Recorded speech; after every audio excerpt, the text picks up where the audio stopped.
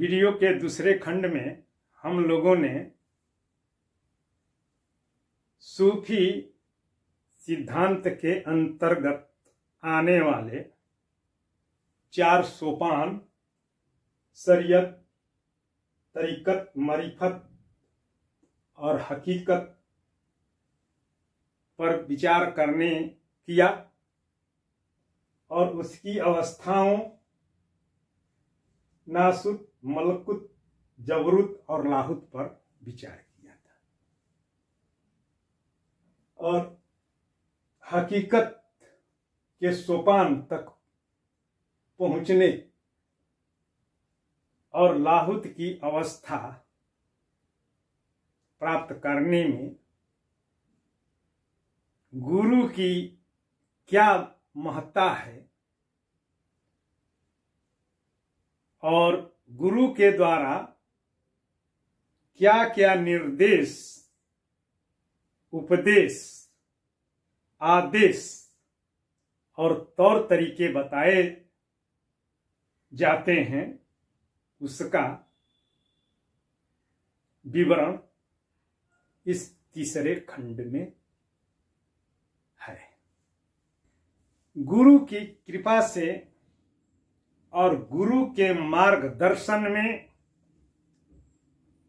इस मजाजी से इस हकीकी तक की यात्रा में या शरीयत से शुरू करके हकीकत के सोपान तक पहुंचने में गुरु मददगार बनता है। मार्ग में आई हुई बाधाओं को दूर करके वसल तक की यात्रा को पूर्ण कराता है। वसल का अर्थ होता है जीवन यात्रा की पूर्णता, अर्थात मृत्यु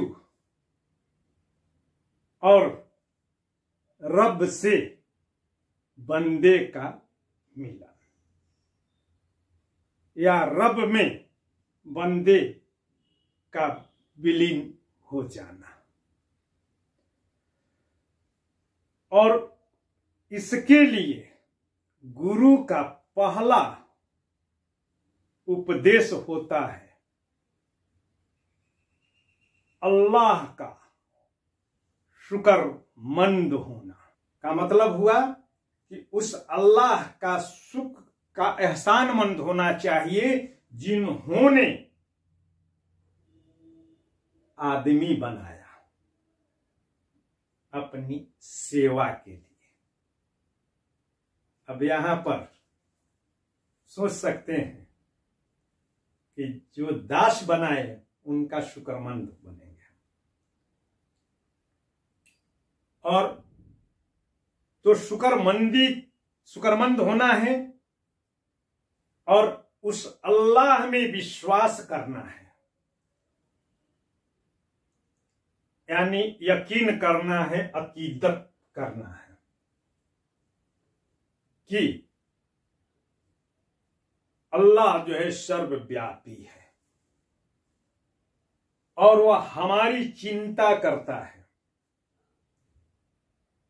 वह सब कुछ करता है, देखता है। तो इसलिए तीसरी स्थिति यानी कि खौफ खाना है गलत करने से।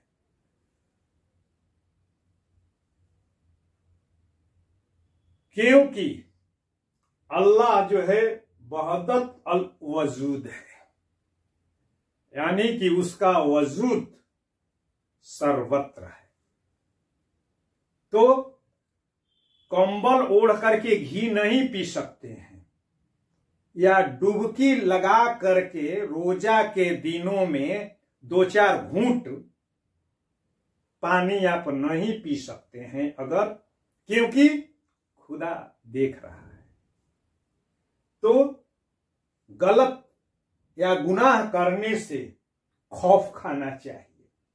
और अगर गुनाह जो है दो प्रकार के हैं, गुनाहे कबीरा और गुनाहे सगीरा।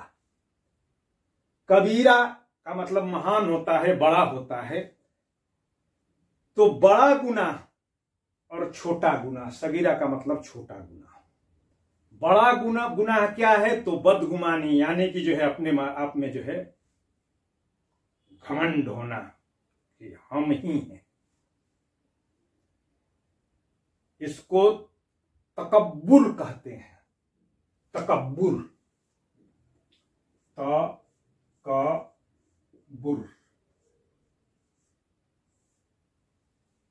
तो तकब्बुर नहीं होना चाहिए। अगर है तो आप काफिर हैं। कयामत के ताप को, आग को, जहन्नम में जा करके भोगना पड़ेगा। और दूसरा सबसे जो है बड़ा अपराध है किसी जानदार की तस्वीर बनाना। यानी कि इस्लाम में चित्रकारी जानदार की, यानी कि जिसमें जीवन है, उसकी तस्वीर बनाना वर्जित है।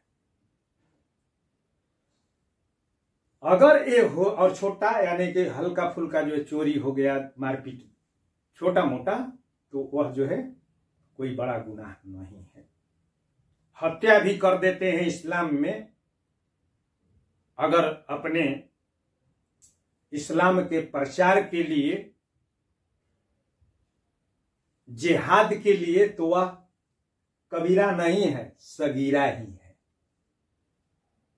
क्योंकि वह जो है अल्लाह की इच्छा से हो रहा है। क्योंकि अल्लाह चाहता है कि उसका विचार सब तक जो है पहुंचे। तो अगर कोई बड़ा गुनाह हो जाता है तो उसे तौबा करना होगा। और तौबा करने के लिए नमाज, रोजा, हज करना होगा। और उसके बाद की अवस्था है तवालुक। तवालुक का मतलब होता है संतोष। यानी कि जीवन में अगर संतोष नहीं है तो चित्त व्यवस्थित नहीं हो सकता है।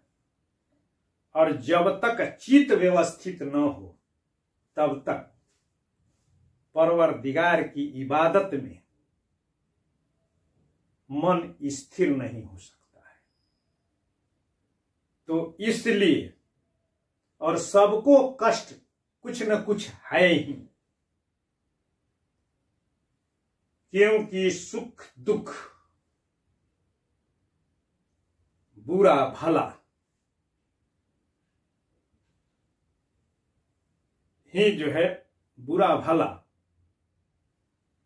का अस्तित्व सदैव से बना रहेगा।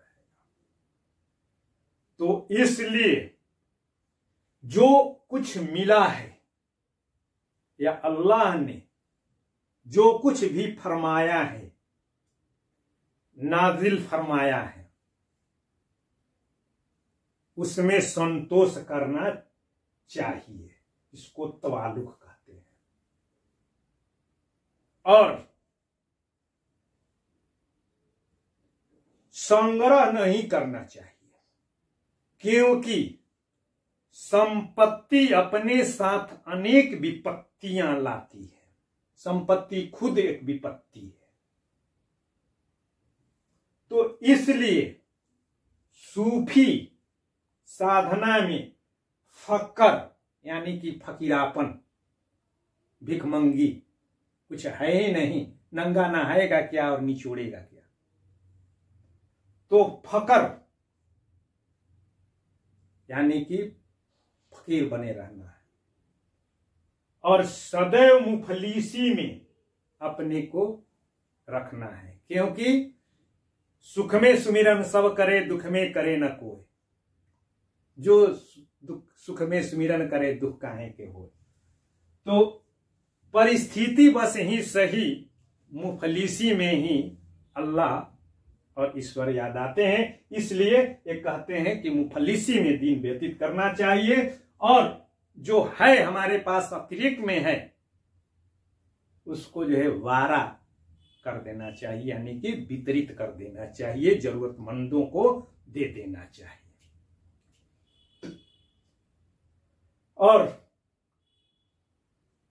उसके बाद की गतिविधि आप में रिजा की होनी चाहिए, रिजा की होनी चाहिए। रिजा यानी कि अपने आप को उस अल्लाह पर रीझ करके समर्पित कर देने का भाव अगर साधक में है तभी वह जो है सूफी है, साधक है। और रज्जा अगर रिजा है तो रिजा की स्थिति में तो है ही, और अगर कहीं उससे कुछ जो है हल्का फुल्का भी जो है गुनाह हो जाता है या गड़बड़ी हो जाती है तो उसको तजकी जो है कर लेना चाहिए, यानी कि अपनी आत्मशुद्धि करनी चाहिए, यानी गलतियों को स्वीकार करना चाहिए। तौबा करने के साथ साथ जो है उसे तजकी भी करना चाहिए, तौबा के साथ ही तजकी भी। और सिर्फ तजकी के बाद साधक को समाधि यानी ध्यान में सदैव रहना चाहिए। और किसका ध्यान? तो बस एक छूट गया है, जिक्र है।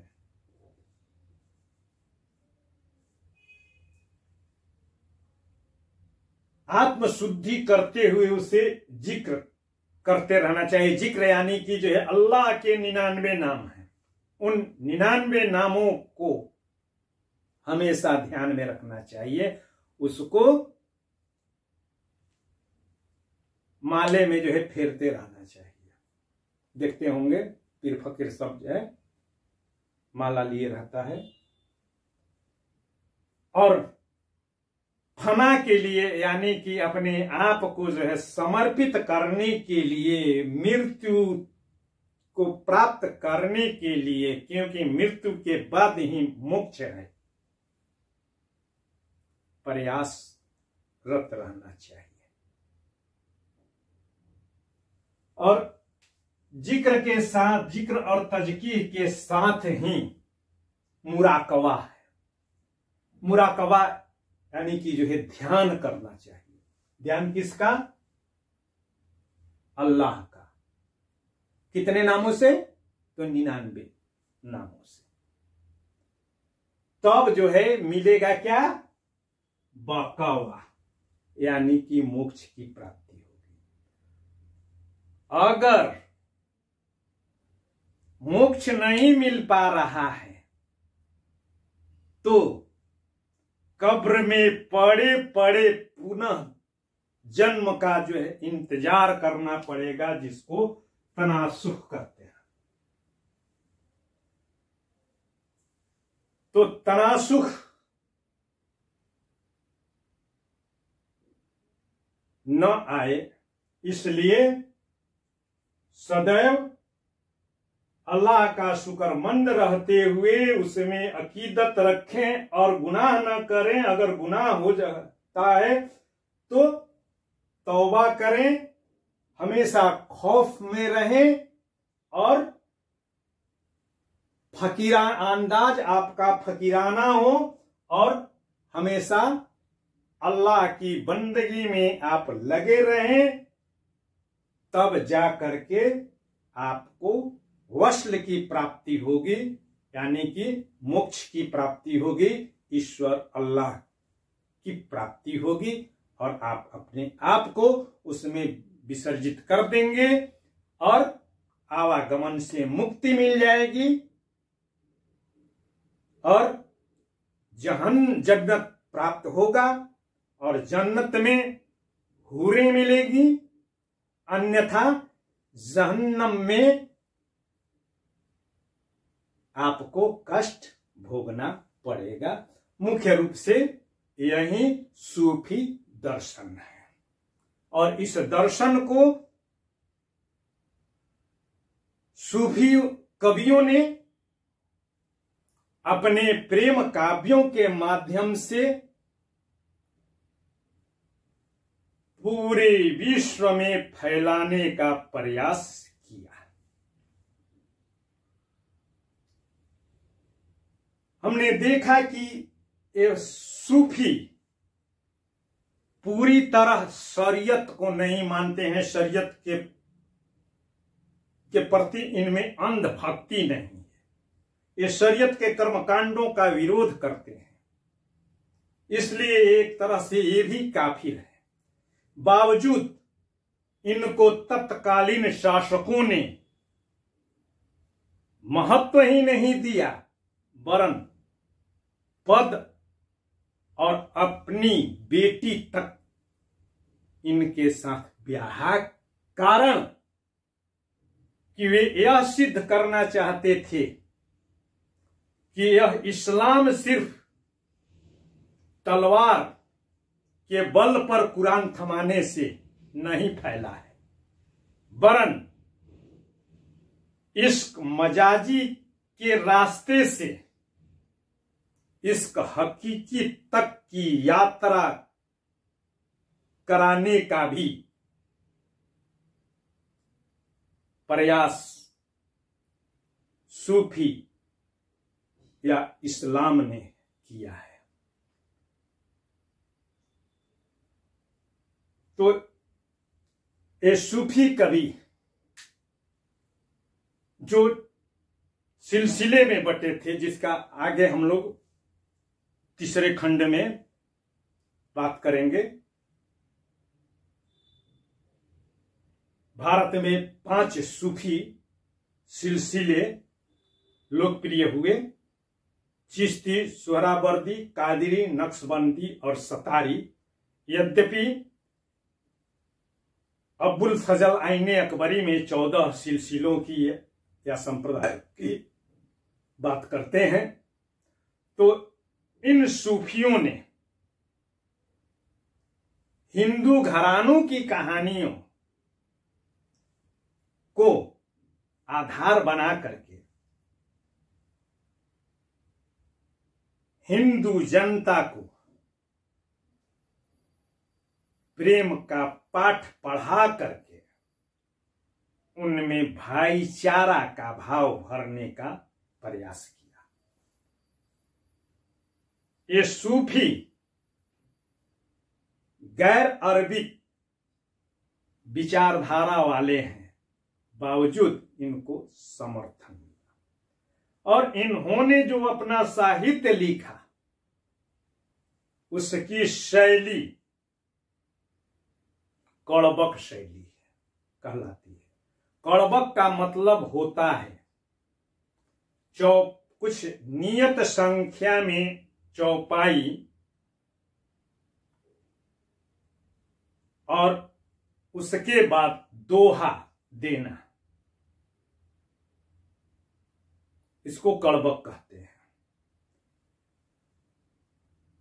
मलिक मोहम्मद जायसी की पद्मावती की रचना के पहले 5 अर्धाली अर्थात 5 दूनी 10 चौपाई के बाद में एक दोहा देने की व्यवस्था रही है।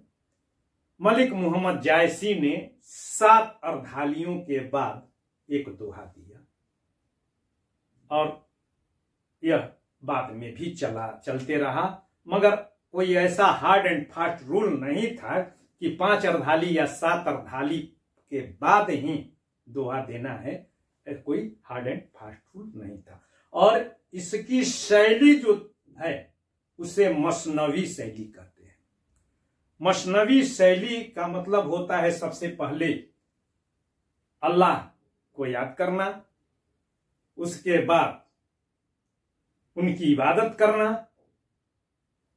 फिर इस धरती पर अल्लाह के द्वारा जो भेजे गए हैं खलीफा और सुल्तान, उनकी प्रशंसा करना, और इसको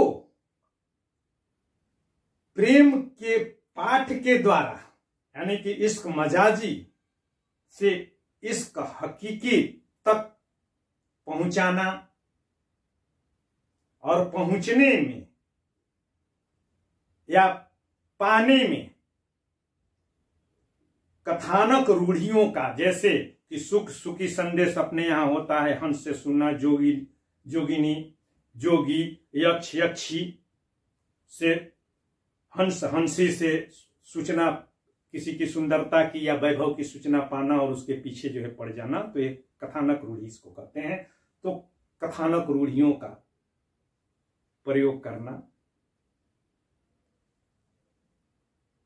और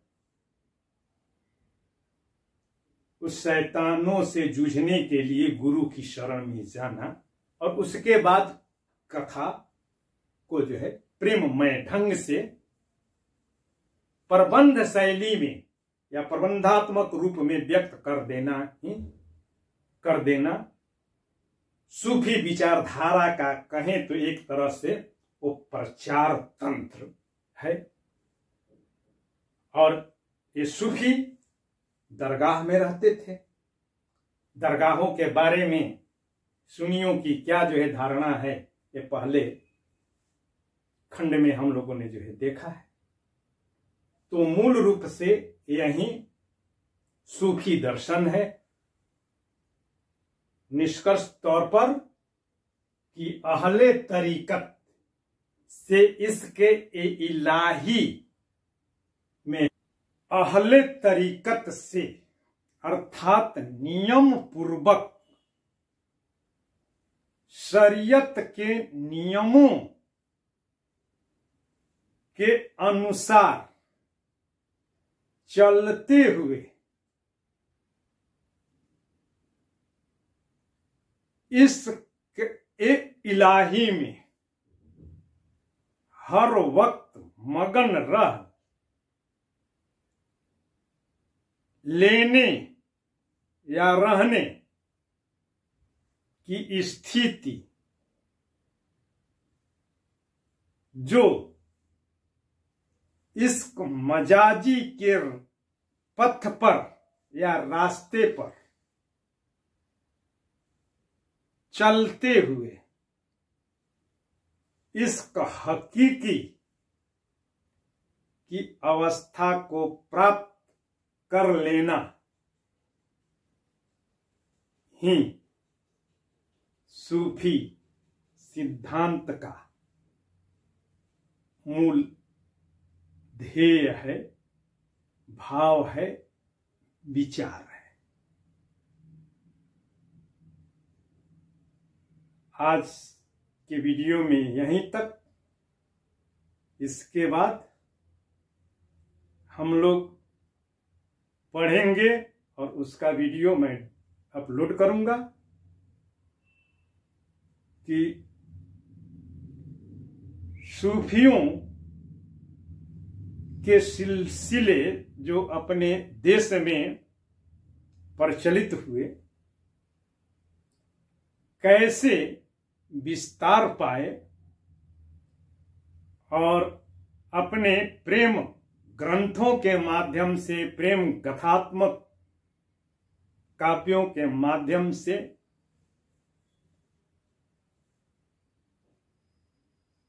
देश में भाईचारा का भाव पैदा करने का प्रयास किया था।